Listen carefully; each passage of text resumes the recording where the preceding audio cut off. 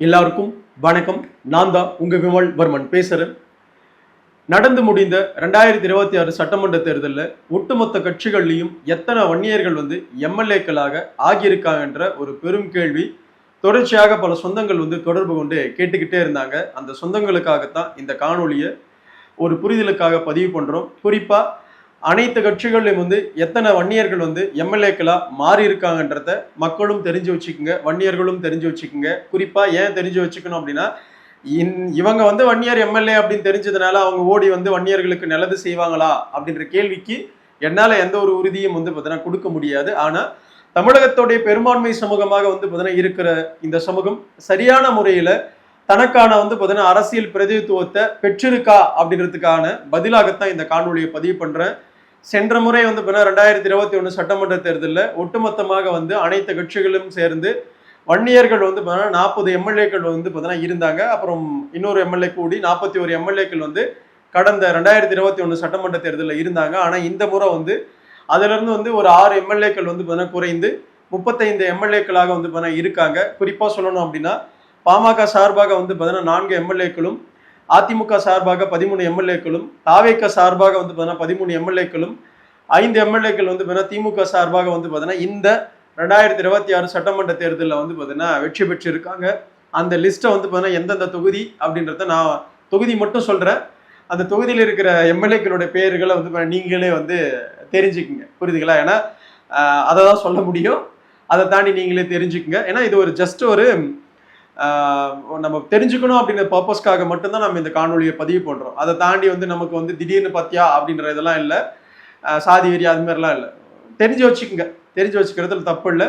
35 எம்எல்ஏக்கள் பார்த்தீங்கன்னா அனைத்து கட்சிகளும் சார்ந்து 2026 சட்டமன்றத்தில் நாம வெற்றி பெற்றிருக்கோம். அதில் பாமக சார்பாக பார்த்தீங்கன்னா 4 வன்னி எம்எல்ஏக்கள், 1 தருமபுரி சட்டமன்ற தொகுதி சௌமியா அண்ணி அவர்கள் வெற்றி பெற்றிருக்காங்க. விக்கிரவாண்டி சிவகுமார் அண்ணன், செஞ்சி கணேஷ்குமார் அண்ணன், ஜெயங்கொண்டம் வைத்திய அண்ணன். பாமகனா ஒட்டுமொத்த வன்னியர்களுக்கும் தெரியும். ஸோ அதனால இந்த 4 பேர் பார்த்தீங்கன்னா வெற்றி பெற்றிருக்காங்க. அடுத்தது அதிமுக சார்பாக பார்த்தீங்கன்னா 13 எம்எல்ஏக்கள் வெற்றி பெற்றிருக்காங்க. அந்த தொகுதிகள் என்ன அப்படின்னா, திருத்தணி தொகுதி, 2வது மயிலம் தொகுதி, 3வது பார்த்தீங்கன்னா புவனகிரி, 4வது நெய்வேலி, 5வது பண்ருட்டி, 6வது ஓமலூர், 7வது மேட்டூர், 8வது பாலக்கோடு, 9வது பாப்பிரெட்டிப்பட்டி, 10வது ஜோலார்பேட்டை, 11வது அணைக்கட்டு, 12வது செய்யாறு, 13வது கீழ்பெண்ணாத்தூர். ஸோ இப்படி 13 எம்எல்ஏக்கள் பார்த்தீங்கன்னா அதிமுக சார்பாக வெற்றி பெற்றிருக்காங்க. ஸோ நம்மளுடைய கூட்டணிக்குள்ள பார்த்தீங்கன்னா மொத்தம் பார்த்தீங்கன்னா 13 + ஒரு 4 அப்படின்னா 17 எம்எல்ஏக்கள் பார்த்தீங்கன்னா வெற்றி பெற வச்சிருக்கோம் நாம அமைச்ச கூட்டணியில்.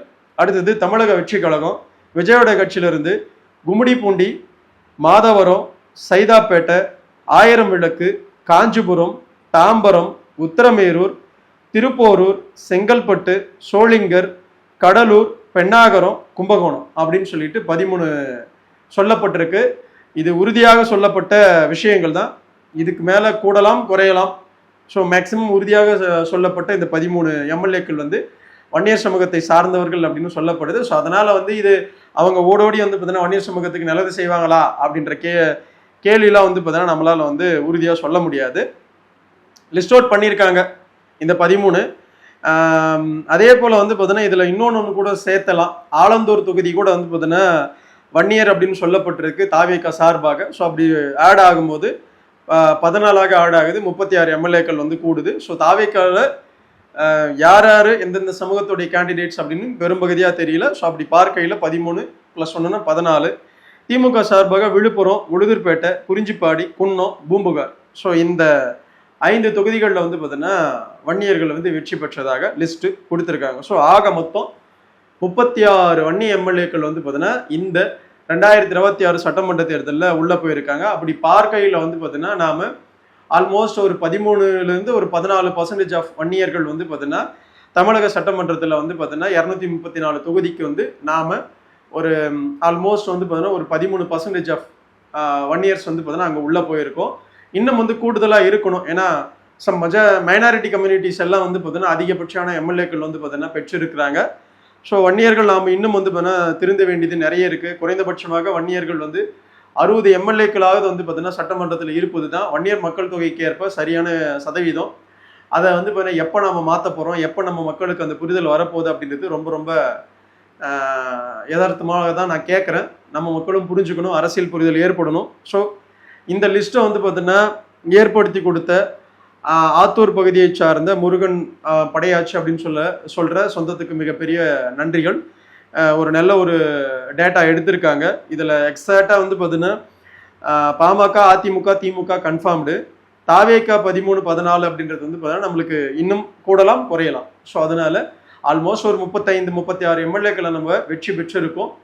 பெரிய சந்தோஷம்தான், மிகப்பெரிய ஒரு வெற்றி தான் அப்படின்றத மக்கள் புரிஞ்சுக்க வேணும். நம்ம மக்கள் அரசியல் புரிதலில் இன்னும் தெளிவாக அடுத்தடுத்த தேர்தல்களில் வந்து செயல்படணும் அப்படின்னு ஒட்டுமொத்த வன்னியகுல சத்திரிய சமூகத்துக்கும் விமல்வர்மன் வந்து அன்போடு கேட்டுக்கிறேன். நீங்கள் எந்த கட்சியில் வேணாலும் இருந்துட்டு போங்க, ஆனால் சமூக உணர்வும் சமூக பொறுப்பும் சமூகத்துடைய வந்து அடுத்த தலைமுறைக்கான கல்வி வேலைவாய்ப்புக்கான ஒட்டுமொத்த குரலாக அனைவருமே வந்து நம்ம செயல்படணும். அந்த செயல்பாடு வந்து ஒவ்வொரு வன்னியருக்குள்ளும் இருக்கணும் அப்படின்னு மீண்டும் மீண்டும் ஒவ்வொரு வன்னியர்களுக்கும் இந்த காணொலி மூலமாக விமல்வர்மன் சொல்லிக்க விரும்புகிறேன். ஸோ போன முறையை விட குறைந்தபட்சமாக ஒரு 5 எம்எல்ஏக்கள் வந்து நம்ம கம்மியாக வந்து பார்த்தீங்கன்னா வெற்றி பெற்றிருக்கோம். நம்மளுடைய பிரதித்துவம் எங்கே குறைஞ்சது அப்படின்னா திமுகவில் தான்.